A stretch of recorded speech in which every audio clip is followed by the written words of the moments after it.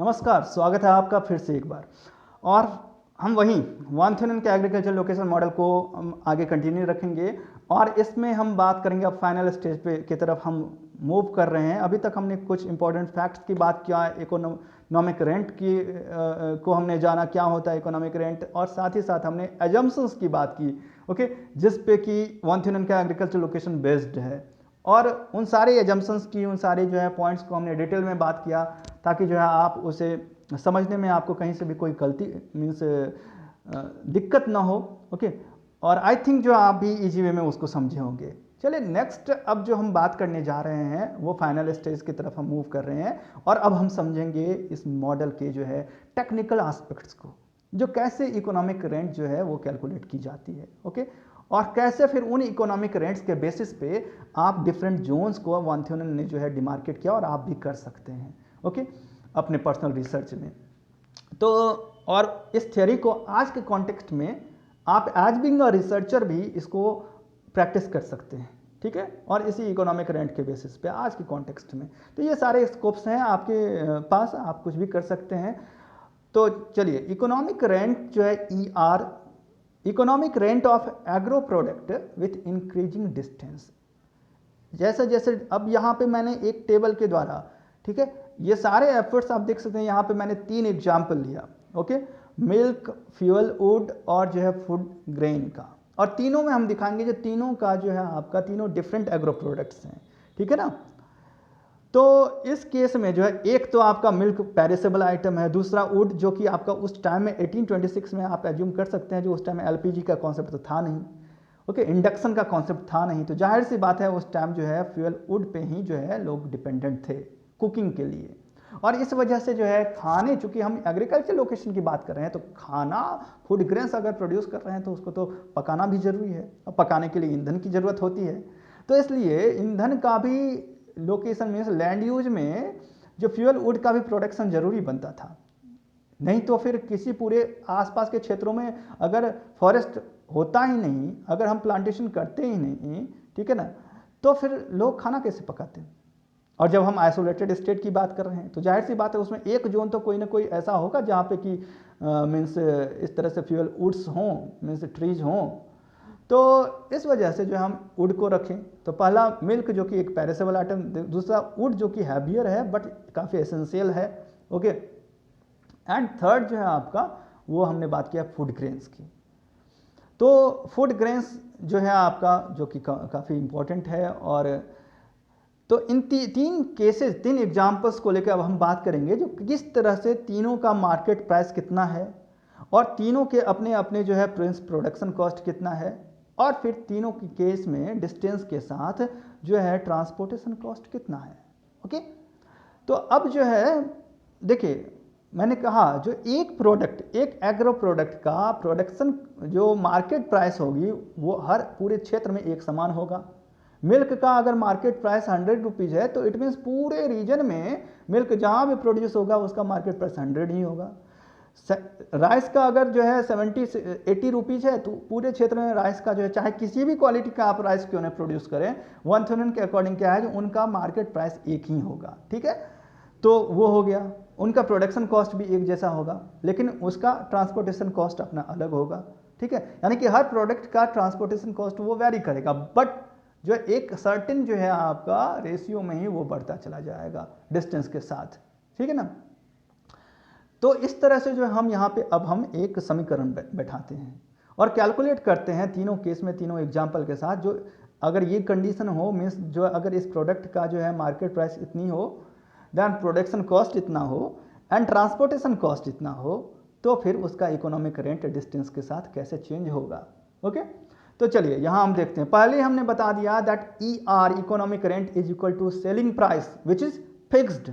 आप देख सकते हैं सेलिंग प्राइस के नीचे मैंने दिया है एरो करके, और इसका नेचर कैसा होगा, ये फिक्स्ड होगा। मीन सेलिंग प्राइस जो होगा किसी एक प्रोडक्ट का, एग्रो प्रोडक्ट का, वो पूरे रीजन में एक जैसा होगा, माइनस प्रोडक्शन कॉस्ट जो वो भी फिक्स्ड होगा। किसी एक पर्टिकुलर क्रॉप का प्रोडक्शन कॉस्ट पूरे रीजन में, पूरे प्रदेश में, आइसोलेटेड रीजन में एक जैसा होगा, एंड प्लस प्रोडक्शन कॉस्ट में और क्या हम ऐड कर रहे हैं, ट्रांसपोर्टेशन कॉस्ट, क्योंकि मैंने बताया जो आप जब कुछ प्रोड्यूस करते हैं तो उसको मार्केट तक तो आप पहुंचाएंगे जनाब, ताकि आप उससे प्रॉफिट गेन कर सकें। तो मार्केट तक पहुंचाने के लिए भी तो आपको कुछ रुपया खर्च होगा, और इसलिए जो है कुल खर्च तो वो आपके पॉकेट से ही जा रहा है। और इस वजह से कुल खर्च के लिए आपको जो आपने जो उस वस्तु को उगाने में, ठीक है ना, कल्टीवेट करने में खर्च किया है वो, प्लस उसको जो मार्केट तक पहुंचाने के लिए, बेचने के लिए आप जहां तक जा रहे हैं वहां जो खर्च पड़ा है, दोनों को आप जोड़ देंगे तो कुल आपके पॉकेट से लगा हुआ खर्च वो है। और जितना आपको मार्केट में उसकी प्राइस है, ठीक है, तो ऐसा तो नहीं उससे कम प्राइस में आप बेचेंगे, तब तो फेंकना बेहतर है, जिस तरह से देश में कभी कभी टमाटर को रोड पे फेंक दिया जाता है, ठीक है ना। क्यों? क्योंकि मार्केट प्राइस क्या होता है, क्यों फेंका जाता है, क्यों किसान फेंक देते हैं, क्यों किसान सुसाइड कर लेते हैं, ठीक है ना, क्यों किसान जो है वो फूड ग्रेन्स उनके जो है यहाँ सड़ जाते हैं लेकिन वो बेचते नहीं है, क्योंकि उनका जो कॉस्ट ऑफ एक्सपेंडिचर है वो कहीं ना कहीं जो ज़्यादा हो जाता है मार्केट के प्राइस से, और तब वो कंडीशन किसान फार्मर्स को फोर्स करता है सुसाइड करने पर, अपने प्रोडक्ट्स को फेंक देने पर। अदरवाइज किसी को ये अच्छा तो नहीं लगेगा, ठीक है ना, जो इतने मेहनत से कोई उगाता है किसान और वो अपने सामान को इस तरह से रोड पे फेंक दे, ऐसा तो कतई नहीं हो सकता है। और ये बात हम सभी को समझनी चाहिए। और इसलिए मार्केट में जो अक्सर बड़े बड़े लोग बड़े बड़े गाड़ियों से, लग्जरियस कार से उतरते हैं, लेकिन सब्जी वाले से 2 रुपया कम करने के लिए लड़ पड़ते हैं, ऐसा नहीं होना चाहिए, ठीक है। उनके भी बहुत मेहनत से उगाते हैं और इसलिए उनको जो है प्रॉफिट, ठीक है, बहुत अधिक वो नहीं मांग रहे हैं आपके तरह। जो बड़े बड़े लोग, बड़े बड़े बिजनेसमैन जिस तरह से जो है मैक्सिमम प्रॉफिट के लिए कुछ भी किसी हद तक उतर सकते हैं, फार्मर्स कभी उस हद तक तो नहीं उतर सकते, ठीक है।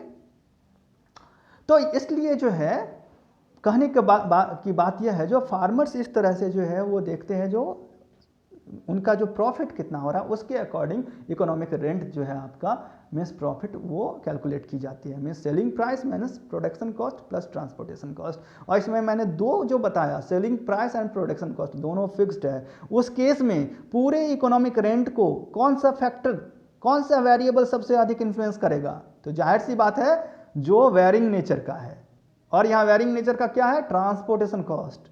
तो इसलिए इस पूरे एग्रीकल्चर लोकेशन मॉडल का जो एग्रीकल्चर लैंड यूज का पैटर्न है वो सारा का सारा निर्भर करता है ट्रांसपोर्टेशन कॉस्ट पे। और इसलिए जिस तरह से हम डिस्टेंस से बढ़ता चला जाएगा सिटी से, यह ट्रांसपोर्टेशन कॉस्ट भी बढ़ता है और सारे प्रोडक्ट्स का इकोनॉमिक रेंट घटने लगता है। लेकिन बात आती है जो फिर कैसे डिसाइड होता है जोनेशन। तो यहाँ आप देख लीजिए, मैंने फिर नीचे जो है 3 केसेज मैंने बताया, मिल्क का, फ्यूल वुड का और फूड ग्रेन का रखा। आप देखिए फर्स्ट कॉलम में डिस्टेंस फ्रॉम द सिटी है येलो कलर में, ओके, इन किलोमीटर है। पहला तो जो नियर टू द सिटी है 0 डिस्टेंस है वहाँ से। फिर आगे आप बढ़ते हैं 1 kilometre, 2 kilometre, 3 kilometre, 4 kilometre, 5, 6, 7, 8 means 1 to 8 kilometre मैंने मैक्सिमम रखा है यहाँ एक फॉर एन एग्जाम्पल जो डिस्टेंस। तो किस्त अब देखना है हमें जो यह जो मार्केट से 8 किलोमीटर के डिस्टेंस जो चारों ओर है कॉन्सेंट्रिक जोन में, ठीक है, कि क्षेत्र तक कौन कौन से जो है क्रॉप्स का पैटर्न कैसा है, कहाँ कौन सा क्रॉप्स पे इकोनॉमिक रेंट ज़्यादा मिल रहा है, कितने डिस्टेंस तक, और उस तरह से फिर हम डिमार्केट करेंगे। अब देखिए बात करते हैं मिल्क का प्रोडक्शन। अब मार्केट से इस 8 किलोमीटर के रेंज तक मिल्क का प्रोडक्शन कहाँ तक किया जा सकता है, यह निर्भर करता है उसके इकोनॉमिक रेंट पे। और उसके लिए हमें देखिए मैंने ऑलरेडी वहाँ पे दे दिया है SP सेलिंग प्राइस क्या है, क्योंकि मैंने बताया फिक्स्ड होता है, इसलिए 1 से लेकर 8 किलोमीटर के रेंज तक सेलिंग प्राइस मैंने मिल्क के लिए रख दिया है जो 100 रुपीज़ है। यानी कि बाजार में दूध की कीमत कितनी है? 100 रुपये, 100 रुपीज़, ओके। ये सारे जो आपके कॉस्ट हैं वो इन रुपीज़ हैं, not in dollar, in Indian rupees मैंने बताया है।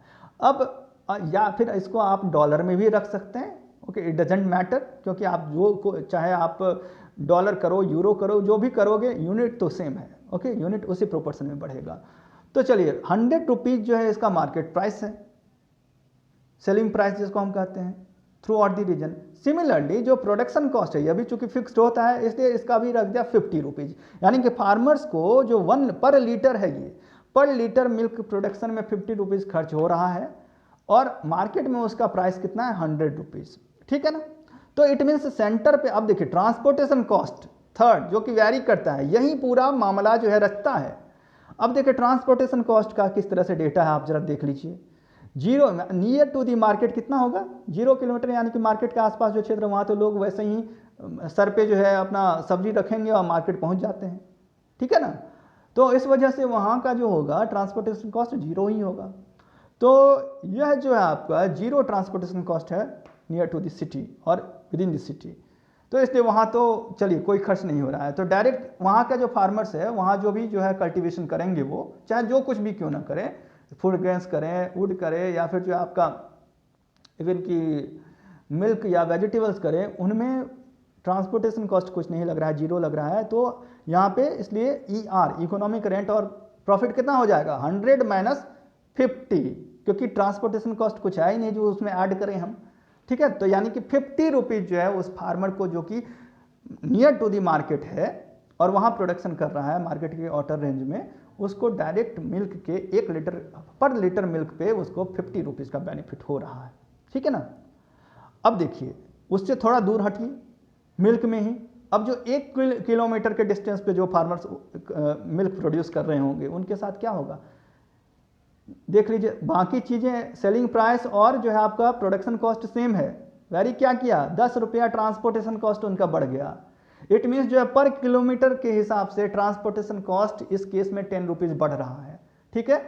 तो 10 रुपीज़ जब बढ़ गया तो उधर जो है मार्केट में अब उसी चीज़ को बेचने जाएगा तो उसका क्या होगा, पहले वाले को जो है जो नियर टू दी मार्केट था 50 रुपीज़ प्रॉफिट हुआ था, अब इसको क्या होगा 10 रुपीज़ इसका और घट जाएगा प्रॉफिट, क्योंकि इसको तो 10 रुपीज़ एक्स्ट्रा पे करना पड़ा ट्रांसपोर्ट करने में चीज़ों को, ठीक है, मिल्क को कैरी करने में। तो इसलिए अब इसका प्रॉफिट घट के हो गया 40 रुपया। सिमिलरली थर्ड जो है आपका जाइए स्टेप पे, यानी 3 किलोमीटर के डिस्टेंस पे जो फार्मर्स हैं और मिल्क का प्रोडक्शन कर रहे हैं, उनका और क्या होगा, सेम प्रोडक्शन कॉस्ट सेम रहेगा, मतलब कि और ये सेलिंग प्राइस भी सेम है। अब वो जब जाएंगे तो उनका ट्रांसपोर्टेशन कॉस्ट और 10 रुपया बढ़ जाएगा, यानी कि अब हो गया 20 रुपीज़, और इसलिए उसकी जो प्रॉफिट थी वो और 10 रुपया कम हो जाएगा अपने से पहले वाले से, यानी कि अब उसका प्रॉफिट हो गया, यानी कि 100 माइनस 50 प्लस 20, क्योंकि 20 रुपया जुड़ गया, 50 रुपया जो खर्च था आपका उसमें अब 20 रुपया जुड़ गया ट्रांसपोर्टेशन कॉस्ट, तो यानी कि प्रॉफिट आपका बचा 30 रुपया। अब 3 किलोमीटर पे जो है आप 30 रुपया हो गया ट्रांसपोर्टेशन कॉस्ट, तो प्रॉफिट बचा 20। इसी तरह कैलकुलेट करते हुए जब आप 5वें किलोमीटर पे जाते हैं, वहाँ के किसान जब मिल्क को प्रोड्यूस करते हैं तो उनका जो है ट्रांसपोर्टेशन कॉस्ट हो जाता है बढ़ के 50 रुपया, क्योंकि वो 5 किलोमीटर के डिस्टेंस से मार्केट में ला रहे हैं और 1 किलोमीटर पे 10 रुपया का ट्रांसपोर्टेशन कॉस्ट है। That's why the transportation cost to carry the goods, okay, from means 5 kilometre away from the market will be cost of 50 rupees. अब जब 50 रुपये उसका ट्रांसपोर्टेशन कॉस्ट लग जा रहा है और 50 रुपये प्रोडक्शन कॉस्ट है, तो कुल खर्च कितना हो गया 100 रुपीज़, और मार्केट में उसकी प्राइस कितनी 100 रुपीज़, यानी कि जीरो प्रॉफिट होगा। और फिर वो क्यों वहाँ पे मिल्क का प्रोडक्शन करेगा।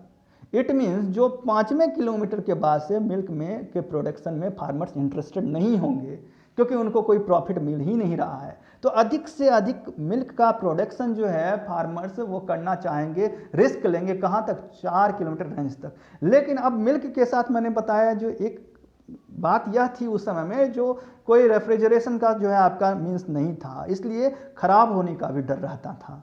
तो इसलिए मान लीजिए 10 रुपया प्रॉफिट हो ही जाए, लेकिन वहाँ तक पहुँचते पहुँचते दूध बिगड़ जाए, तब फिर क्या होगा, लेने की देनी पड़ जाएंगे।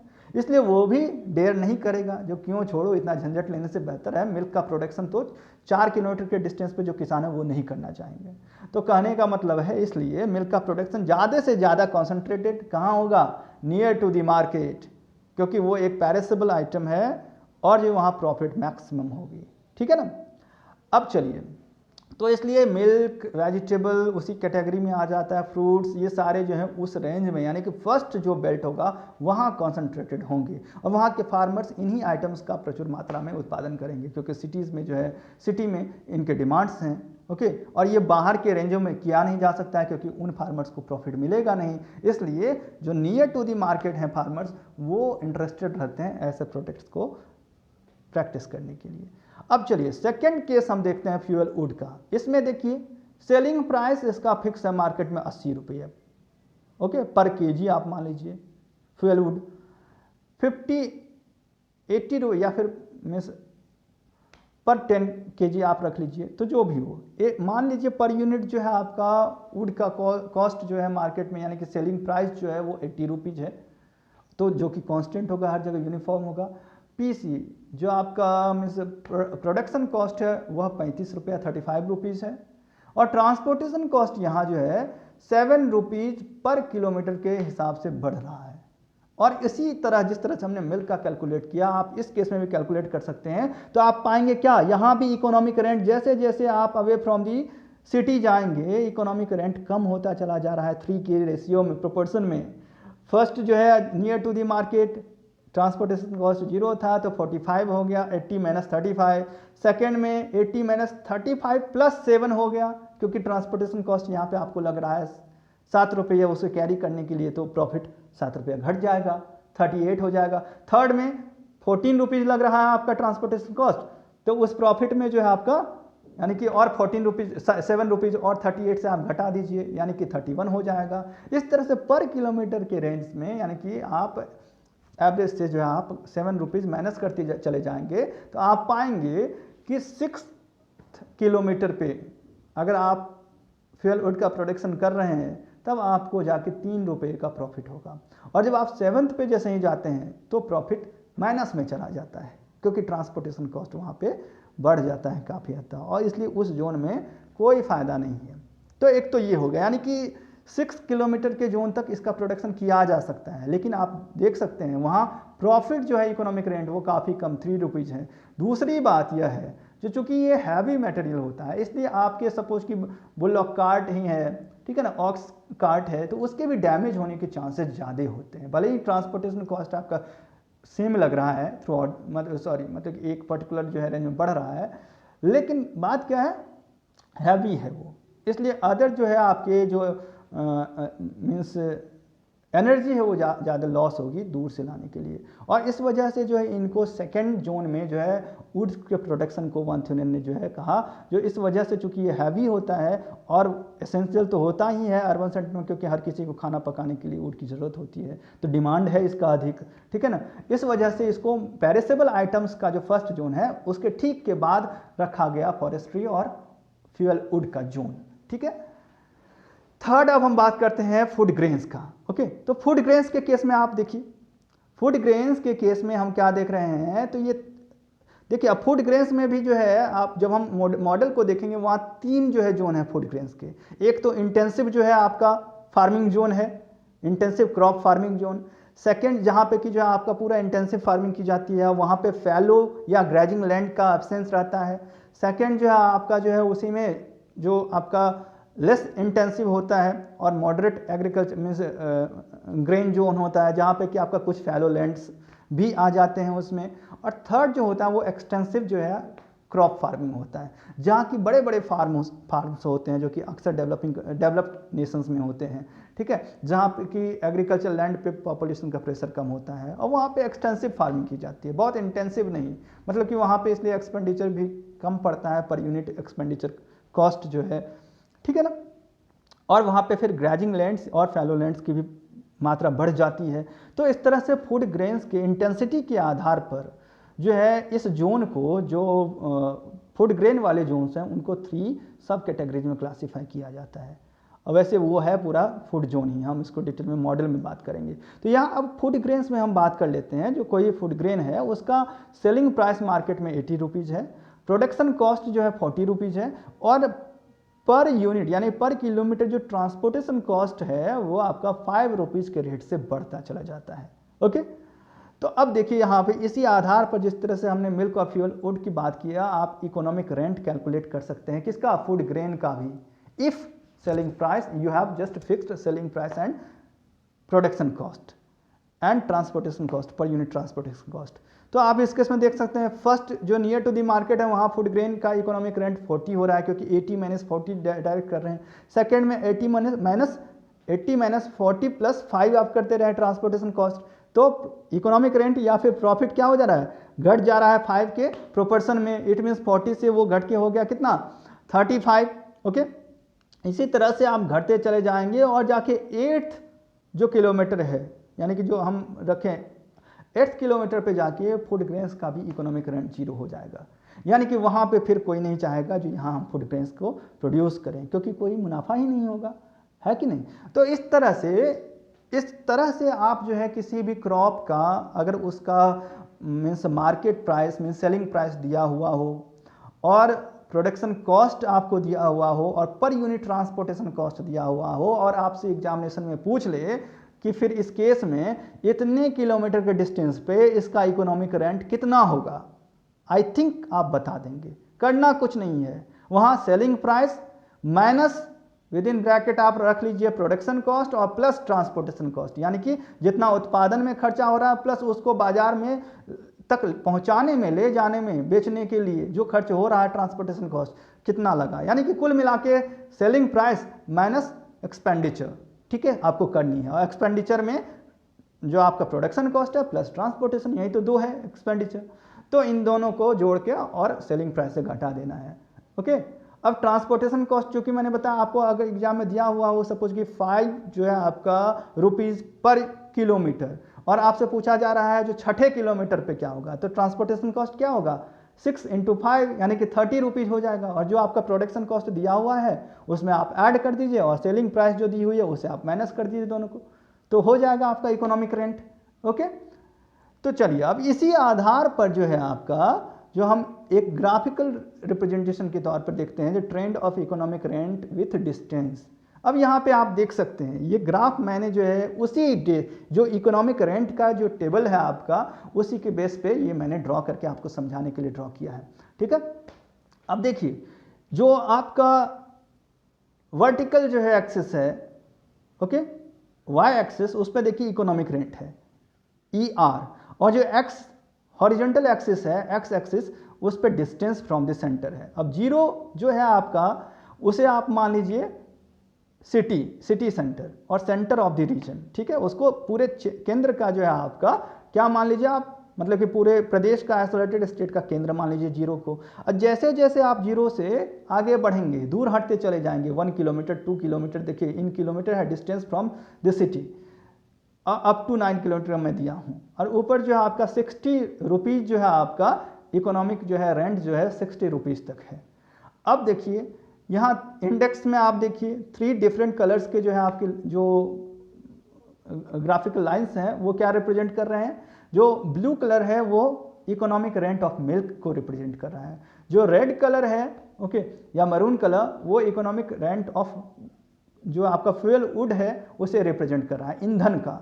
पहला जो है आपका हरे कलर की जो है ब्लू कलर की रेखा वो जो है वो रिप्रेजेंट कर रहा है किसे, मिल्क को, इकोनॉमिक रेंट आर्थिक जो है आपका लाभ जो है मिल्क का उसे। दूसरा जो है रेड कलर का वो जो ईंधन है आपका लकड़ी उसको रिप्रेजेंट कर रहा है। और तीसरा जो ग्रीन कलर का है वह जो है आपका फूड ग्रेन्स को रिप्रेजेंट कर रहा है। ओके, हरे कलर की जो है रेखा है वह आपको फूड ग्रेन्स यानी कि अनाज को रिप्रेजेंट कर रहा है। अब देखिए तीनों का क्या है, ट्रेंड क्या है, नीचे की तरफ जा रहा है। इट मीन्स जैसे जैसे डिस्टेंस बढ़ रहा है इनका इकोनॉमिक रेंट क्या हो रहा है, डिक्रीज कर रहा है। ओके, बट डिफरेंट रेट से कर रहा है, तीनों का रेट अलग अलग है। ओके, अब यहाँ पे सबसे आप एक चीज गौर कीजिए, तीनों में एक चीज तो पता होगी, जो एक जो एजम्पशन था जैसे जैसे डिस्टेंस बढ़ेगा इकोनॉमिक रेंट घटेगा। Okay, means both are inversely proportional, इसमें तय हो रहा है ये बात ग्राफ में। अब देखिए जरा गौर से देखिए इस ग्राफ को, सबसे ऊपर कौन सा लाइन है, सबसे ऊपर हम बात कर रहे हैं डेफिनेटली ब्लू लाइन। अब ब्लू लाइन जो है आपका वो रिप्रेजेंट कर रहा है इकोनॉमिक रेंट ऑफ मिल्क को। अब देखिए ब्लू लाइन को पहली बार जब जैसे जैसे नीचे आ रहा है तो कौन सी लाइन क्रॉस कर रही है ब्लू लाइन को और उसे एक्सीड कर रही है, यानी कि ब्लू लाइन किस रेखा को जो है ब्लू रेखा ब्लू लाइन वो ब्लू लाइन को कौन सी रेखा और जो है वो क्रॉस कर रही है और उससे ऊपर आ जा रही है। देखिए लगभग जो आपका 2 किलोमीटर के ऊपर, यानी कि आप या फिर जो है आपका देखिए 2 किलोमीटर के ऊपर आप जाइए तो आप पाएंगे जो रेड लाइन जो है ब्लू लाइन को वो क्रॉस कर रही है। और फिर उसके बाद क्या हो रहा है, रेड लाइन कुछ दूरी तक वो सबसे ऊपर रह रही है और ब्लू लाइन सबसे नीचे आ गई है। तो यह जो पॉइंट ऑफ जो है क्या है आपका इंटरसेक्शन, तो पॉइंट ऑफ इंटरसेक्शन जो है ब्लू और रेड लाइन का, जहां की रेड लाइन क्रॉस करके ऊपर चली गई यानी कि इकोनॉमिक रेंट उसका अधिक हो गया उस पॉइंट के बाद रेड लाइन का इकोनॉमिक रेंट अधिक हो गया ब्लू लाइन से, यानी कि मिल्क से। तो इट मीन्स उस पॉइंट तक एक नीचे आप परपेंडिकुलर लाइन जो है नीचे एक्स एक्सिस पे आप गिरा सकते हैं, और फिर उतने का आप मीन्स एक रेडियस लेते हुए आप एक सर्कल ड्रॉ कर सकते हैं, ठीक है ना। तो यह जो है वो क्या होगा, फर्स्ट जोन हो जाएगा उस सिटी के आसपास, फर्स्ट कॉन्सेंट्रिक जोन्स। फिर से एक बार बता रहा हूं, जो देखिए सबसे अधिक इकोनॉमिक रेंट कहां हो रहा है, सिटी के आसपास, यानी कि ब्लू लाइन जो रिप्रेजेंट कर रहा है मिल्क का, और एक बिंदु पे जाके नीचे रेड लाइन जो है यानी कि जो है वुड का इकोनॉमिक रेंट उसको क्रॉस कर दे रही है, ठीक है, उसको लीड कर रही है। तो उस पॉइंट पे से हम एक परपेंडिकुलर लाइन या फिर वाई एक्सिस के पैरेलल लाइन हम एक नीचे गिराएंगे एक्स एक्सिस पर, और वहाँ से लेकर जीरो के बीच का जो डिस्टेंस होगा उसको रेडियस मानते हुए एक सर्कल हम ड्रॉ कर लेंगे, और वह होगा first concentric zone, okay, which will represent the land use, okay, in terms of milk, okay, और जोन ऑफ मिल्क और प्रोडक्शन और zone of perishable items, production of perishable items, ठीक है ना। सिमिलरली अब उस पॉइंट के बाद आप देखिए जो रेड जो है यानी कि वुड का इकोनॉमिक रेंट वो कहाँ तक सबसे ज़्यादा है, आप पाएंगे कि लगभग जो है 2.67 तक जाते जाते या 3 किलोमीटर तक पहुँचते पहुँचते क्या हो रहा है, जो उस रेड लाइन को ग्रीन लाइन कहीं ना कहीं लीड कर जा रही है, यानी कि ग्रेन का जो प्रोडक्शन है, रेंट है, इकोनॉमिक रेंट, वो उससे ज़्यादा होने लग रहा है उसके बाद। तो इसलिए वहाँ से भी क्या करेंगे, वो जो पॉइंट ऑफ इंटरसेक्शन है ग्रीन और रेड का, वहाँ से भी एक ठीक हम परपेंडिकुलर लाइन नीचे जो है एक्स एक्सिस पर एक लंब गिराएंगे, और फिर वहाँ से जीरो के बीच का जो डिस्टेंस है उसको एक रेडियस मानते हुए एक वृत्त जो है एक सर्कल ड्रॉ कर लेंगे। तो वो एक अनदर जो है जोन हो जाएगा, सेकेंड जोन, जो कि रिप्रेजेंट करेगा किसको, वो रिप्रेजेंट करेगा वुड प्रोडक्शन को, यानी कि वो जोन जो है वो कैरेक्टराइज्ड होगा फॉर फ्यूल वुड प्रोडक्शन, ठीक है ना, यानी कि वहाँ का लैंड किसके लिए यूज होगा, वुड प्रोडक्शन के लिए। तो इस तरह से उसके बाद आप देखिए जो ग्रीन लाइन जो है आपका 8 किलोमीटर तक ग्रीन लाइन ही जो है आपका डोमिनेट कर रहा है, सबसे ज़्यादा इकोनॉमिक रेंट उसी का है। इट मीन्स वहाँ तक फूड ग्रेन्स का जो है आपका जोन होगा, क्योंकि 8 किलोमीटर पर आके जीरो रेंट हो जा रहा है, तो इसके बाद ये क्लियर है जो उसके बाद तो फूड ग्रेन नहीं होगा, यानी कि उसके बाद क्या होगा, जो अनदर रिमेनिंग जो है आपका लाइक जो लाइव स्टॉक फार्मिंग, ठीक है ना। तो इस तरह से पशुपालन के लिए वो स्कोप खुल जाएगा उसके बाद, यानी कि उसके बाद पशुपालन किया जा सकता है। तो इस प्रकार से जो है हम जो है फिर वहाँ से भी एक कॉन्सेंट्रिक जोन जो है हम 8 से आप एक ड्रॉ कर सकते हैं, और फिर उसके बाद जो होगा वो लाइव स्टॉक के लिए होगा, और जो थर्ड जोन होगा वो आपका फूड ग्रेन के लिए होगा। और फूड ग्रेन को मैंने कहा जो फर्दर उसको 3 कैटेगरी में बांटा जाता है, लेकिन हम यहाँ एक एग्जाम्पल के साथ आपको हम इस ग्राफिकल रिप्रेजेंटेशन से कोशिश किए जो आप समझ पाए जो किस तरह से क्या है रिलेशनशिप इकोनॉमिक रेंट और जो है distance from the market in any isolated state का, ठीक है। परहैप्स आई थिंक जो आप समझ गए होंगे, और अगर अभी भी कोई प्रॉब्लम है तो आप डेफिनेटली पूछ सकते हैं कमेंट बॉक्स में। तो चलिए नेक्स्ट हम देखते हैं जो इसका अब जोन किस तरह से हम ये समझ गए, तो जाहिर सी बात है zonation of agriculture location on the basis of ER कुछ ऐसा आपके सामने आएगा, ठीक है ना।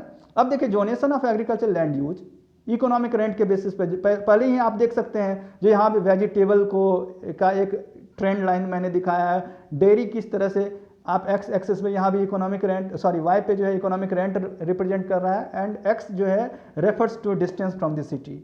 और जो इसमें आप देख सकते हैं जो किन किन प्रोडक्ट्स की हमने बात की है, वेजिटेबल जो सबसे ऊपर आपका देखिए इनिशियल स्टेज में जो है उसका इकोनॉमिक रेंट है, देन डेयरी, देन जो है आपका मीन्स डेयरी में मिल्क और जो है ये प्रोडक्ट्स, देन वीट प्रोडक्शन जो कि फूड ग्रेन है, एंड देन ग्रेजिंग। तो ग्रेजिंग जो है मीन्स चारागाह जो कि वाइल्ड लाइव स्टॉक्स के लिए जो है आपका ज़रूरी होता है।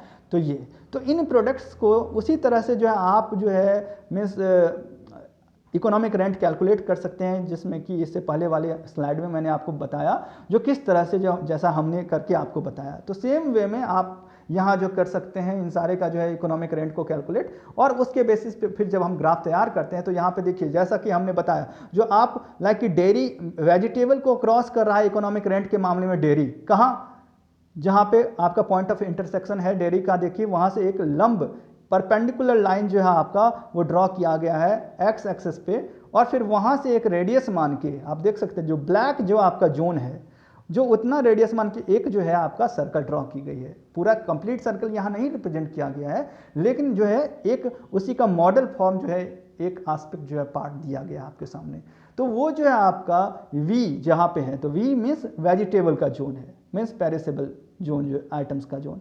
सेकेंड में आप देखिए डेयरी को जहाँ मीन्स वीट क्रॉस कर रहा है, लीड कर रहा है, वहाँ फिर एक जो है लंब डाला गया है परपेंडिकुलर लाइन, और फिर उतना रेडियस लेकर सेंटर से उतना रेडियस लेकर एक अनदर कॉन्सेंट्रिक जोन जो है लाइन ड्रॉ किया गया सर्कल, जो कि और फिर जो वेजिटेबल का ऑर्डर जो है आपका जो फर्स्ट सर्कल है और सेकंड सर्कल के बीच का जोन जो हो गया वो डेयरी का जोन हो गया। थर्ड जो है सिमिलरली आप wheat zone and then grazing zone, और उसके बाद जो है फिर रिमेनिंग जो है आपका जोन्स। तो इस तरह से करके आप इकोनॉमिक रेंट के बेसिस पे और डिस्टेंस आपका दिया हुआ हो, इकोनॉमिक रेंट दिया हुआ हो दोनों और डिफरेंट प्रोडक्ट्स का इकोनॉमिक रेंट, तो ग्राफ बना के ग्राफ ड्रॉ करके और फिर उनके जो है मीन्स रेडियस के बेसिस पे आप इस तरह के कॉन्सेंट्रिक जोन्स को ड्रॉ कर सकते हैं, ओके, डिमार्केट कर सकते हैं। नाउ सी हियर जो concentric zone model of agriculture location. अब ये देखिए जो अमूमन आप किताबों में देखते होंगे और इसी मॉडल का जिक्र किया जाता है। अधिकांश लेक्चर में सबसे पहले इस मॉडल को बोर्ड पे रिप्रेजेंट करके और एक्सप्लेनेशन स्टार्ट कर दी जाती है टीचर्स के थ्रू, लेकिन मैं इससे पहले के प्रोसेसेस को आपको इसलिए बताया क्योंकि डायरेक्ट आपको अगर मैं ये बता दूं हाँ एक सेंटर है उसके आसपास जो है कि जो लैंड यूजेज वो 6 कॉन्सेंट्रिक जोन्स में बटे हुए हैं, फर्स्ट जोन में ये होता है, सेकंड जोन में ये होता है, तो वो काफ़ी ईजी है समझना उसको और आप उसको रट लेंगे। लेकिन उसके जो पर्पसेज हैं, क्यों किस लिए दिया गया था, उसके जो मैथड्स हैं, स्टेप्स हैं, वो आप नहीं समझ पाते। इसलिए आपके पास जो ये एग्रीकल्चर लोकेशन मॉडल का कॉन्सेप्ट कभी बिल्ड नहीं हो पाता, और इसी वजह से हमने इस कॉन्सेप्ट को इतना मैंने एलैबोरेट किया ताकि आप इसके कोर को, इसके फंडामेंटल्स को, ठीक है, मौलिक चीज़ों को आप समझ पाएँ। अब इसको समझना आपके लिए एकदम से आसान हो जाएगा, मुझे एक्सप्लेन करने की भी ज़रूरत नहीं है। अब आप समझ जाएंगे ये जोन्स क्या हैं, किस प्रकार से इन जोन्स का डिमार्केशन हुआ, क्यों फर्स्ट जोन जो है डेयरी प्रोडक्ट के लिए ही है या फिर पेरिसेबल आइटम्स के लिए है, ठीक है ना, क्यों जो है आपका सेकेंड जोन वुड प्रोडक्शन के लिए ही है, क्यों जो है लास्ट जोन जो येलो जोन आप देख रहे हैं वो लाइव स्टॉक फार्मिंग के लिए भी है। ये तमाम तरह के जो है सवाल आपके मन में जो अभी तक उठते होंगे, ठीक है, वो उसका जवाब अब शायद आपको मिल चुका होगा क्योंकि हमने ऑलरेडी बहुत बातें कर ली इस बारे में। तो देखिए इसमें भी दो तरह के जो है आपके एक साथ क्या किया गया है, दो कई बार कंफ्यूज हो जाते हैं इस मॉडल को देखकर, लोग कंफ्यूज होते हैं जो ये, और जब भी एग्जाम में बनाते हैं तो दोनों को साथ में बनाते हैं और उनको लगता है दोनों एक ही है। बट मैं आपको बता दूं यहाँ पे दो डिफरेंट मॉडल को एक साथ रखा गया है आपके सहूलियत के लिए।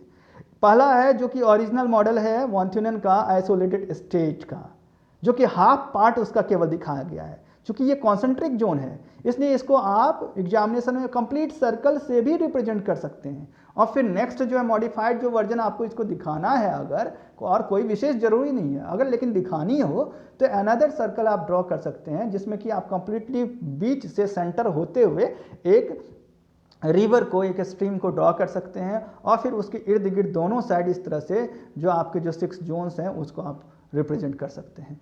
तो यहाँ पे कहने का मतलब है जो दो डिफरेंट मॉडल को एक ही प्लेटफॉर्म पे लाके इसको रखा गया है ताकि समझना इजी हो, ठीक है, दोनों क्या कहता है, मॉडिफाइड और आइसोलेटेड स्टेट क्या कहता है, ओके। तो यहाँ पे जो हम बात कर रहे हैं, देखिए 6 डिफरेंट जोन्स यहाँ पे अब आपके लिए जानना जरूरी है क्या क्या है। जो सेंटर में आप देख रहे हैं जो एक स्मॉल जो है सर्कल जो है वो रिप्रेजेंट कर रहा है किसको, इंडेक्स देखें समझ में आ जाएगा, सेंट्रल सिटी को, यानी कि वही है। ये पूरा जो आप रिंग देख रहे हैं वो पूरा आइसोलेटेड स्टेट है और उसके बीच में क्या है, सिटी सेंटर, अर्बन सेंटर है। और फिर देखिए उसके चारों ओर, पहले हम लेफ्ट साइड वाले जो है फिगर को पे आप फोकस कीजिए, मॉडिफाइड कंडीशंस पे अभी मत जाइए, पहले जो आइसोलेटेड स्टेट वाला जो है आपका फिगर है उसको देखिए। आप क्या देख रहे हैं, उस जीरो को आप केंद्र मान लीजिए और उसके बाद जो फर्स्ट जोन है, ठीक है, अभी जो है देखिए नेविगेबल इंडेक्स में नेविगेबल रिवर को अभी आप इग्नोर कीजिए क्योंकि वो राइट मॉडिफाइड कंडीशन में जो उसका काम पड़ेगा। अब जो है देखिए फर्स्ट जो जोन है डार्क ब्राउन वो क्या रिप्रेजेंट कर रहा है, market gardening and milk production. Means this zone just after the center or urban center represents the production of perishable agro products, okay। और you can say that जो यहाँ की जो लैंड यूज है वो किस, यहाँ की जो लैंड एग्रीकल्चर लैंड है वो किस पर्पज से यूज की जाती है, पेरिसेबल जो एग्रो प्रोडक्ट्स हैं उसके प्रैक्टिसेस, उसके कल्टीवेशन के लिए, ठीक है, उसके प्रोडक्शन के लिए। आई बात समझ में। सेकेंड जो है आपका जो जोन है, जो वो आपका लाइट जो है ब्राउन, वो firewood and lumbar production, okay. यानी कि जो आपका लकड़ी उद्योग के लिए जो है वो जोन जो है डिमार्केट की गई है। यानी कि यहाँ की जो भूमि है, लैंड है, उसका यूज किस सेक्टर में हो रहा है, वुड प्रोडक्शन के, फ्यूल वुड प्रोडक्शन के लिए, ठीक है ना।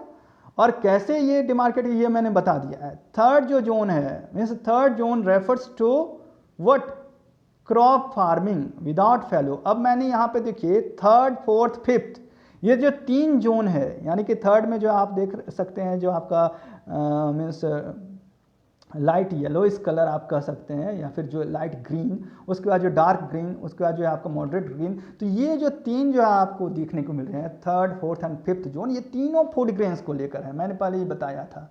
लेकिन तीनों को उनके इंटेंसिटी के बेसिस पे फर्दर वॉन थ्यूनेन ने जो है उसे सब ग्रुप्स में कैटेगराइज किया, ठीक है। तो कई बार क्या होता है, कई सारे जो है मॉडल्स आप देखेंगे जहाँ पे कि कुल मिलाकर जो है आपके 4 जोन ही मिलेंगे। पहला तो आपका सिटी के बाद जो है आपका पेरिसेबल गुड्स का, मीन्स मिल्क प्रोडक्शन का और वेजिटेबल्स का। सेकंड जो है आपका वुड प्रोडक्शन का। थर्ड आपको मिलेगा जो है फूड ग्रेन्स का, एंड फोर्थ मिल जाएगा लाइव स्टॉक का। तो 4, तो आप सोचेंगे ये कैसे संभव हो गया फिर, क्यों, क्योंकि वहाँ जो है 3 जो आपके सब ग्रुप्स हैं agriculture means food grain productions के, उनको मर्ज कर दिया गया, और इसलिए वहाँ पे कुल मिला के 4 जोन ही दिखाए जाते हैं। बहुत सारे फिगर्स आपको ऐसे मिलेंगे। लेकिन मैं आपको फिर से बता दूं, ओवरऑल टोटल जो जोन्स है वो 6 कॉन्सेंट्रिक जोन्स हैं इस मॉडल के। तो थर्ड जो आपका जो है जोन है, इस तरह से जो थर्ड, फोर्थ, फिफ्थ, इसको जो है आप देख लीजिए एक एक करके, क्यों जो है हमने कहा क्रॉपिंग इंटेंसिटी के बेसिस पे। जो थर्ड जो है वहाँ पे क्रॉप फार्मिंग विदाउट फैलो, यानी कि इंटेंसिव फार्मिंग की जाती है, वहाँ जनसंख्या अधिक है, जो एग्रीकल्चर डेंसिटी है, ठीक है ना, या फिजियोलॉजिकल डेंसिटी है वो अधिक है वहाँ की, और इसलिए वहाँ जो है आपका पर हेड जो है अवेलेबिलिटी ऑफ फार्मिंग लैंड वो कम हो जाती है, और इस वजह से वहाँ इंटेंसिव फार्मिंग की जाती है। वहाँ फर्टिलाइजर्स का, सीड्स का, खैर उस समय तो आई थिंक जब 1926 की बात है तो केमिकल फर्टिलाइजर्स का यूज नहीं हो रहा होगा, ठीक है। तो इस वजह से जो वहाँ फिर भी इंटेंसिव फार्मिंग यानी कि की जाती थी, जो एग्रीकल्चर लैंड था उस पर जनसंख्या वहाँ अधिक होता था। तो और इस वजह से वहाँ कोई पड़ती भूमि यानी कि खाली जगह जो है एग्रीकल्चर लैंड का नहीं मिलता, फैलो लैंड जिसको कि हम कहते हैं। तो इसलिए उसको हम कहते हैं जो क्रॉप फार्मिंग विदाउट फैलो उस रीजन को, क्योंकि इंटेंसिटी वहाँ पे मान लीजिए पॉपुलेशन प्रेशर उस जोन में अधिक है, ठीक है। इस वजह से वहाँ पे जो पर हेड एग्रीकल्चर लैंड की एबिलिटी है वो भी कम है। इस वजह से हर कोई अपने अपने लैंड का प्रॉपर यूटिलाइजेशन, इंटेंसिव यूटिलाइजेशन कर रहे हैं या करते हैं उस जोन में, and that's why there is absence of fallow land और ग्रेजिंग लैंड। अब देखिए नेक्स्ट जो आप फोर्थ जोन में आइए, तो फोर्थ जोन में क्या है आपका, यहाँ फिर crop farming with fallow and pasture. यहाँ पे भी क्रॉप फार्मिंग हो रही है, फूड ग्रेन्स का प्रोडक्शन होता है, लेकिन चूंकि पॉपुलेशन का डेंसिटी यहाँ थोड़ा कम हो जाता है, सेंटर से चूंकि हम दूर हट रहे हैं, तो इस वजह से क्या होगी, जो पर head ability of agriculture land होगा वो क्या होगा, बढ़ जाएगा, ओके। और इस वजह से फार्मर्स जो है यहाँ पे जो क्रॉप रोटेशन का जो है इस्तेमाल करेंगे, कुछ हद तक उतना इंटेंसिव फार्मिंग नहीं होगा, कुछ हद तक फैलो लैंड भी यानी कि खाली पड़ती भूमि भी आपको मिल सकता है, कुछ ग्रेजिंग लैंड्स भी मिलेंगे। तो इस वजह से यहाँ पे कुल मिलाकर क्रॉप इंटेंसिटी जो है, क्रॉपिंग इंटेंसिटी वो कम हो जाती है, तो इसलिए इसको एक अलग जोन बना दिया गया। अब जो है देखिए फिफ्थ जोन क्या है, यहाँ और इंटेंसिटी कम हो जाती है क्योंकि जनसंख्या और कम हो जाती है, ठीक है। और यहाँ से चूंकि ट्रांसपोर्टेशन कॉस्ट भी बढ़ रहा है, तो यहाँ फार्मर्स जो है बहुत ही रेयर जो है प्रोडक्ट जिनका की डिमांड जो है मार्केट में है, उन्हीं को यहाँ प्रैक्टिस करते हैं, कल्टीवेट करते हैं, ठीक है। क्योंकि पहले ही वांछन ने बताया जो फार्मर्स इकोनॉमिक मैन है यहाँ, ठीक है। इस वजह से यहाँ जो है जो फैलो लैंड का प्रोपोर्शन भी बढ़ जाता है, ग्रेजिंग लैंड का प्रोपोर्शन इसमें बढ़ जाता है। That's why this land is called 3 field system. यहाँ पे 3 प्रकार की जो है आपका एक ही जो है फील्ड में 3 तरह के जो है आपके फसल जो है उगाए जाते हैं means time to time interval पे, ठीक है। यानी कि कहने का 3 type of system field system क्या है, जो एक फील्ड में एक साल में 3 तरह की फसलें बोई जाएगी इंटरवल दे दे के, ओके। तो ये जो है आपका इस वजह से यहाँ पे फैलो लैंड्स और जो है आपका इसको एक्सटेंसिव फार्मिंग भी इस वजह से कहा जाता है, क्योंकि यहाँ पे फार्म का साइज जो है लैंड होल्डिंग्स बड़ा होता है, ओके। और लास्ट इसके बाद का जो जोन होता है जहाँ की आपका रेयरली जो है कोई फूड प्रोडक्शन या वेजिटेबल्स का प्रोडक्शन किया जाता है, क्योंकि ट्रांसपोर्टेशन कॉस्ट काफ़ी बढ़ जाता है यहाँ पे, इसलिए यहाँ लाइव स्टॉक फार्मिंग की जाती है। क्यों? क्योंकि मानना है वॉन्थेनन का जो इस क्षेत्र में जब हम लाइव स्टॉक फार्मिंग करते हैं तो एक तो यहाँ पे ग्रासेस जो है वो ग्राजिंग लैंड्स हैं यहाँ पे अवेलेबल, जो 5th जो है आपके जोन है वहाँ, तो इसलिए उनको एक जो है फॉडर भी मिल जाएगा सही से। दूसरी तरफ जो है जो इन एनिमल्स का प्रोडक्शन मीन्स लाइव स्टॉक्स का जो है हम यहाँ पे जब फार्मिंग करते हैं तो मीन्स कैटल्स वगैरह जो है ये, तो इनका एक रहता है जो लाइक कि क्यों इसका प्रोडक्शन किया जाता है फार्म मीन्स लाइव स्टॉक्स का, तो फार्मिंग जो है फर्स्ट जोन में भी की जाती है, क्योंकि मिल्क का प्रोडक्शन हो रहा है तो मिल्क तो जाहिर सी बात है लाइव स्टॉक्स वहाँ होंगे, लेकिन बात है जो वहाँ मिल्क प्रोडक्शन के लिए उन लाइव स्टॉक्स को फर्स्ट जोन में रखा जाता है। लेकिन कुछ लाइव स्टॉक्स ऐसे होते हैं जो मीट पर्पस से जो है उनको डेवलप किया जाता है, उनकी प्रैक्टिसेस की जाती है। तो उस केस में क्या है, जो आप लाइव स्टॉक्स को लास्ट जोन में रखते हैं और मार्केट में वो डायरेक्ट फिट जो है उनको क्या होता है, लाइव स्टॉक अगर कोई है तो उसको जो है फार्मर्स वैसे ही लेके चल देते हैं मार्केट, उसके लिए अलग से कोई ट्रांसपोर्टेशन कॉस्ट जैसा कि वॉन्थेनन का कहना था कि ज़रूरत रेयरली पड़ती थी। क्यों? क्योंकि जो है लाइव स्टॉक्स तो खुद चलेंगे, आपको बस उसके पीछे पीछे जो है उसको हाँकना है, लेके जाना है मार्केट तक। तो इस वजह से जो है उनको इन लाइव स्टॉक्स के फार्मिंग को उन्होंने लास्ट जोन में रखा, और इस तरह से पूरे एक आइसोलेटेड जोन के लैंड यूज का एक लेखा जोखा, एक अकाउंट तैयार किया वॉन्थेनन ने, जिसमें कि जो है एक आइसोलेटेड स्टेट को 6 कॉन्सेंट्रिक जोन्स में उन्होंने क्लासीफाई कर दिया on the basis of economic rent, उनके लैंड यूजेस को उस तरह से क्लासीफाई कर दिया on the basis of economic rent and maximum profits, okay. और उसके सेंटर में जो मैंने कहा अकॉर्डिंग टू एजम्पशंस सिटी माना और सिटी को मार्केट माना। So these are the basic concepts of von Thunen agriculture location model. अब यहाँ पे थोड़ा एक ब्रीफ में हम बात कर लेते हैं मॉडिफाइड जो कंडीशंस की। इसके बाद जब जो है क्रिटिसिज्म होना स्टार्ट हुआ, जो ये कंडीशंस ये एजम्पशंस जो है पॉसिबल नहीं है और मीन्स ऑफ ट्रांसपोर्टेशन बढ़ने लगे, तब इसमें जो है लेटर ऑन जो है इसमें कुछ मॉडिफिकेशन कर दिया गया। मॉडिफिकेशन क्या किया गया, जो आप देखिए राइट हैंड में, जो अब इसको कॉन्सेंट्रिक जोन कंप्लीटली नो, क्योंकि कॉन्सेंट्रिक जोन क्या होता है, जो एक सेंटर के इर्द गिर्द जो है एक सर्कुलर पैटर्न में जो है फैला हुआ बिखराव हो, जब यानी कि सभी का केंद्र सेंटर में हो। लेकिन अब देखिए क्या हुआ, दूसरे कंडीशन में कहा गया जो लेकिन जो अगर इस केस में नेविगेशन की जो है कोई फैसिलिटीज अवेलेबल हो, ठीक है, तो फिर क्या हो, यानी कि कोई अगर रिवर है तो उस केस में कॉन्सेंट्रिक जोन जो है उसको मॉडिफाई किया गया, जो नहीं इस केस में फिर जो है एक वृत्तानुसार जो है वृत्त के क्रम में जो है लैंड यूज नहीं होगा। कैसे होगा, जो वो जो रिवर है जो नेविगेशन की फैसिलिटी जो प्रोवाइड करवा रही है, चूंकि रिवर जो है क्या होता है, वाटर जो है नेविगेशन वो एक चीपर मीन्स ऑफ कम्युनिकेशन है, ट्रांसपोर्टेशन होता है, इसलिए उसी क्रम में फिर उसी लीनियर पैटर्न में कहीं ना कहीं जो है एग्रीकल्चर लैंड का जो यूज है वह भी क्या होगा, कन्वर्ट हो जाएगा, ठीक है। और इसलिए उसको देखिए आप थोड़ा, जो रिवर देखिए, रिवर का डायरेक्शन क्या है, सेंटर से जो पेरिफेरी की तरफ एक रिवर है, ठीक है, स्काई ब्लू कलर में नेविगेबल रिवर आप इंडेक्स में देख सकते हैं। तो ये एक कंडीशन मॉडिफाई किया गया, जो अगर ऐसा हो जाए तब कैसा पैटर्न होगा एग्रीकल्चर का। तो इस कंडीशन में एजम्पशन दी गई, जो अगर रिवर हो उस क्षेत्र में तो फिर वो कॉन्सेंट्रिक जोन नहीं होगा, बल्कि रिवर के अलोंग, ठीक है, जो जोन्स हैं वो 6 जोन्स वैसे ही रहेंगे, लेकिन उसके अलोंग लीनियर पैटर्न में उनका चारों, यानी कि रिवर के दोनों तरफ, यहाँ पे चारों तरफ नहीं बल्कि रिवर के दोनों तरफ, दोनों कोस्ट के तरफ इक्वल प्रोपोर्शन में उसका ग्रोथ होगा। देख सकते हैं फर्स्ट जोन, सारे जोन्स को 6 जोन्स को आप यहाँ पे देख सकते हैं। Now it's on you that how you just explain और how you understand this model, because I have explain enough regarding this model. और इसी के साथ साथ एक और चीज़ यहाँ पे मॉडिफाई जो किया तो उसमें एक और चीज़ ऐड किया, इसमें एक सब सेंटर भी ऐड किया, जो उस अर्बन सेंटर के अलावे इसमें कहा गया है जो एक उस क्षेत्र में एक और अलग दूसरा जो है उससे छोटे इंटेंसिटी का एक अर्बन सेंटर और जो है डेवलप हो गया है, तब उस केस में फिर वो कितना प्रभावित करेगा, क्योंकि वो जो आउटर रीजन में जो है रह रहे फार्मर्स हैं उनके लिए कहीं ना कहीं वह भी एक मार्केट प्लेस जो है वो जनरेट कर रहा है। तो यानी कि लास्ट जोन में भी हम कह सकते हैं कि इस प्रकार से जो लाइव स्टॉक फार्मिंग वाला जोन है, लास्ट जोन, वहाँ भी वेजिटेबल्स को कल्टिवेट किया जा सकता है। क्यों? क्योंकि उसके लिए भी एक सब सेंटर में जो मार्केट जनरेट हुई है, सेकेंड हायरार्की की मार्केट, वहाँ उसका डिमांड होगा।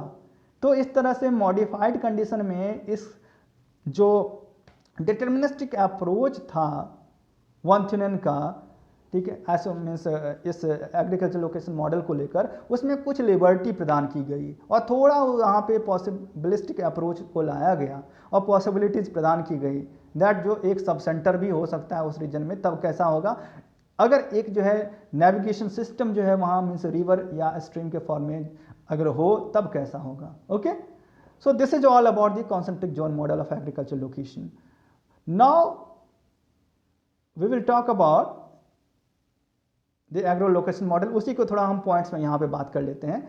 अब देखिए, फर्स्ट जो है इन बात पर हम डिस्कस कर चुके हैं। पहला है इंटेंसिटी ऑफ क्रॉप और agro practices decreases away from the city of market. उस मॉडल को देखिए आप, जो इससे पहले हम देखे हैं कलरफुल मॉडल को। अब वहाँ पे आप खुद जान जाएंगे क्या हो रहा है उस मॉडल में, क्या रिप्रेजेंट हो रहा है, दैट इंटेंसिटी ऑफ क्रॉप, जो क्रॉप की इंटेंसिटी है, सघनता है, वो क्या हो रहा है, या एग्रीकल्चर प्रैक्टिसेस की सघनता या लैंड यूज की सघनता क्या हो रहा है, डिक्रीज हो रहा है जैसे जैसे हम सिटी या मार्केट से दूर हटते चले जा रहे हैं।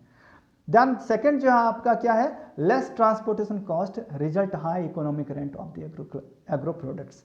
जाहिर सी बात है, जहाँ लेस ट्रांसपोर्टेशन कॉस्ट होगा तो वहाँ जो रेंट है, इकोनॉमिक रेंट, वहाँ अधिक होगा, एग्रो प्रोडक्ट्स पे वहाँ प्रॉफिट अधिक मिलेगा। थर्ड है high perishable nature of agriculture produced okay practices और located more nearer to the urban centre. Okay, यानी कि जाहिर सी बात है, जो अधिक पेरिसेबल नेचर का जो एग्रो प्रोडक्ट होगा वो कहाँ लोकेट होगा, उसका यूज किस लैंड पे होगा, जो लैंड सिटी मीन्स मार्केट के नज़दीक होगा। ओके, तो ये सारे जो है कुछ बातें थी एग्रीकल्चर लोकेशन मॉडल को लेकर। अब हम लास्ट में बात करते हैं कुछ क्रिटिसिज्म की, किन किन पक्षों पर इसकी आलोचना हुई। तो एक बात ध्यान में रख लीजिए, अगर कोई सिद्धांत, कोई मॉडल सर्टेन एजम्पशंस पे बेस्ड है तो आप उन एजम्पशंस को तो बिल्कुल घोल के पी जाइए, क्योंकि वो आपको दो तरफा फायदा पहुंचाता है। एक तो एजम्पशंस आपको आप लिख देंगे उससे, ठीक है, एजम्पशंस आपको जान के, दूसरा एजम्पशंस आपको पता है तो मॉडल खुद ब खुद एक्सप्लेन हो जाएगा। एंड थर्ड जो है आपका इससे ये बेनिफिट होगा, जो उन्हीं एजम्पशंस ही क्रिटिसिज्म हो जाते हैं। एजम्पशंस कोई भी जो है 100% ट्रू नहीं हो सकता है, और यही उसकी आलोचना है। जो हम एज्यूम कर रहे हैं, आलोचना हम कर सकते हैं कि इसका एप्लीकेशन रियल लाइफ में नहीं है, ये कहीं रियल फॉर्म में एग्जिस्ट नहीं कर रहा है, उसकी वही आलोचना है। तो ये काफ़ी आसान होता है, that once you know the assumptions of any model of theory, just it become so easy to criticise the theory और कॉन्सेप्ट। और यहाँ पे भी हम वही बात कर रहे हैं, जो क्रिटिसिज्म हम सबसे पहले बात कर रहे हैं, possibility of isolated state, whether it is possible to have an isolated state, no। और खास करके आज के सिनेरियो में कोई एक, हाँ पहले उस समय हो सकता था, जो वान थ्यूनेन जिस टाइम में मॉडल दिए और जर्मनी के कॉन्टेक्स्ट में, तो संभव थी इंडिया में भी बहुत सारे ऐसे रीजन, लेकिन हम कंप्लीटली उसको नहीं कह सकते जो आइसोलेटेड ही होगा। उस टाइम में भी आदिकाल से जो है एक ट्रेड जो चलता आ रहा है, ठीक है, एक exchange of goods and products एक क्षेत्र के लोगों में दूसरे क्षेत्र के लोगों से होता रहा है, तो इसलिए ये मानने लायक नहीं है। तो पहली तो आलोचना यही है। Second, uniformity in agriculture conditions, ये तो बिल्कुल ही मान्य नहीं है, क्योंकि कहा जाता है जो हर जो है आपके कदम कदम पे पानी बदल जाता है, तो इट मीन सॉइल की फर्टिलिटी भी इस तरह से चेंज होगी। आप एक ही गांव में पा सकते हैं जो one corner of the village is very fertile in comparison to others. आप पूछ सकते हैं, अगर आप गांव नहीं गए हो तो गांव में आपके जो रिलेटिव्स रह रहे हो उनसे पूछिएगा, क्या आपके खेत जहां जहां हैं गांव में, वो सारे खेत इक्वली जो है प्रोडक्टिव हैं? वो बताएंगे नहीं, कोई खेत लोलैंड है, वहाँ का प्रोटेक्शन कुछ और होगा, कोई खेत थोड़ा ऊंचे पे है तो वहाँ का कुछ और होगा, ठीक है ना। कहीं कहीं अगर खेत के आसपास पहले के समय में कोई नदी या कोई स्ट्रीम बहा करती थी, अब वो नहीं है और वहाँ पे सैंड का डिपोजिशन हो गया है, तो वहाँ की प्रोडक्टिविटी बिल्कुल ही कम होगी। तो इस तरह से हम एक विलेज में ही देखते हैं जो कंडीशन एक जैसा नहीं रहता है। तो हम कैसे मान लें जो एक आइसोलेटेड रीजन में कंडीशन यूनिफॉर्म होगा agriculture condition. Then single means of transportation, उस समय हो सकता है ये बात सुटेबल हो उस कॉन्टेक्स्ट में, उस टाइम पीरियड के कॉन्टेक्स्ट में, but this is not suitable in today's context. Okay, क्योंकि अब जो है मीन्स ऑफ ट्रांसपोर्टेशन जो है एंड कम्युनिकेशन काफ़ी तेज़ी से बढ़ा है लास्ट 50 और 100 ईयर्स में। ओके, इसलिए आज के डेट में ये एप्लीकेबल नहीं है। देन कॉन्सेंट्रिक जोन पैटर्न, यह जो है यह भी जो है आप कह सकते हैं यू कैन रिफ्यूज इट, क्योंकि कभी भी किसी का डेवलपमेंट जो नेचुरल डेवलपमेंट है, एग्रीकल्चर प्रैक्टिसेज ही है, ऐसा नहीं जो पूरी तरह से डिसाइड करके तब फार्मर्स ये सोच लें हाँ तुम इस रीजन में यही होगा और वो भी सर्कुलर होगा, ठीक है, ऐसा तो ये पॉसिबल नहीं है। जो आप लैंड यूज के पैटर्न को जियोमेट्रिक शेप में आप फिक्स्ड कर दें, it is not possible. Okay, किसी पर्टिकुलर जियोमेट्रिक शेप में वो फिक्स्ड नहीं हो सकता है। अगर रिवर है तो लीनियर होगा, उसमें भी कहा नहीं जा सकता, रिवर के बाद कहीं पॉन्ड आ गया तो वहाँ हो सकता है वो सर्कुलर हो जाए। सेटलमेंट की बात करें या लैंड यूज की बात करें, ये सारे जो चीज़ें हैं वो कभी भी किसी एक पर्टिकुलर शेप में ढल नहीं सकता है या नहीं हो सकता है। ओके, वो टाइम के साथ, स्पेस के साथ, कंडीशन के साथ चेंज करता रहता है, चेंजेज आते रहते हैं उसमें। Okay, then uniform price of products, ignorance of quality. मैंने जैसा कि कहा कोई ज़रूरी नहीं है राइस का जो यहाँ पे यूनिफॉर्म प्राइस, मार्केट प्राइस रख दिया गया है हर प्रोडक्ट का, यानी कि मिल्क है तो उसका यूनिफॉर्म प्रोडक्ट, ओके चलिए बात, लेकिन राइस है, वेजिटेबल है, उसका यूनिफॉर्म जो है आपका प्राइस मार्केट में होना यह भी बिल्कुल ही जायज़ नहीं है। कोई ज़रूरी नहीं है, राइस आप जाइए मार्केट में लेने, उसके तरह तरह की क्वालिटीज़ हैं और हर क्वालिटीज़ की जो है चूँकि उनको प्रोड्यूस करने में अलग अलग तरह के एक्सपेंडिचर्स पड़ते हैं, इसलिए वो वैरी करता है। तो यहाँ भी यूनिफॉर्म प्राइस का जो कॉन्सेप्ट है और प्रोडक्ट्स वह भी पूरी हद तक सही नहीं है। ओके, वर्ल्ड वाइड एप्लीकेशन जो कि नहीं हो सकता है। वैसे तो किसी भी इस तरह से जो फॉर्मुलेटेड मॉडल्स हैं, इकोनॉमिक मॉडल्स हैं खास करके या जो भी, तो वर्ल्ड वाइड कहीं भी उसका एक जैसा एप्लीकेशन नहीं हो सकता है, ठीक है। यह कोई डार्विन का लॉ नहीं है जो आप हर जगह फिट कर दें। ये एक पर्टिकुलर केस के लिए केस स्टडी के बेस पे इस तरह की मॉडल थ्योरीज दी जाती है। पूरे वर्ल्ड का एग्जामिनेशन जो है रेयरली कोई स्कॉलर करके और तब ये कोई मॉडल देते हैं इस तरह के। ये किसी जो है अपने रिसर्च स्पेसिफिक जो है केस स्टडी के बेसिस पे, स्पेसिफिक रिसर्च के बेसिस पे इस तरह की थ्योरीज मॉडल्स को दी जाती है।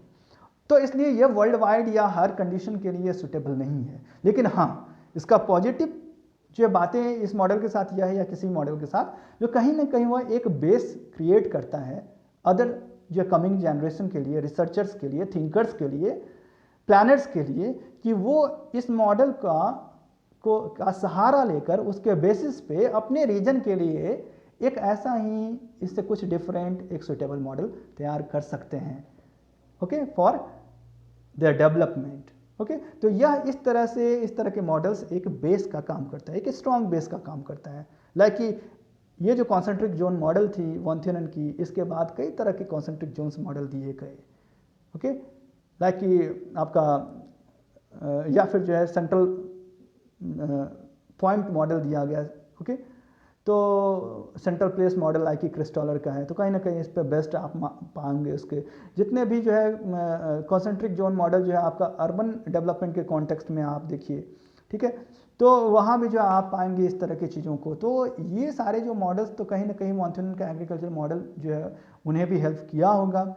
तो कोई भी मॉडल जो है इस वजह से जो है उसकी चाहे हम कितनी भी आलोचना कर दें, लेकिन एक बात तो तय है जो वो आने वाले जनरेशन के लिए या रिमेनिंग स्कॉलर्स के लिए वो एक इम्पॉर्टेंट बेस का जो है काम करता है, प्लेटफॉर्म का काम करता है, और फिर रिसर्च के डेवलपमेंट में वो बहुत ही महत्वपूर्ण योगदान उसका रहता है।